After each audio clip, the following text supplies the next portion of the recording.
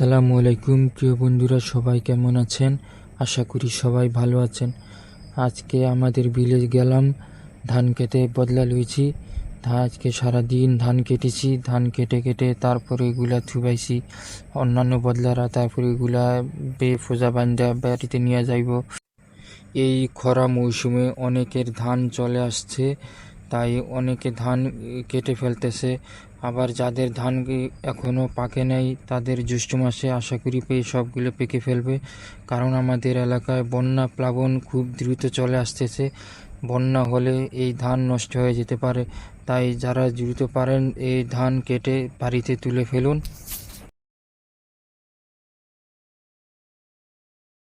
আরো পাকা ধান শেষ হয়ে যাবে আজকে ইনশাআল্লাহ।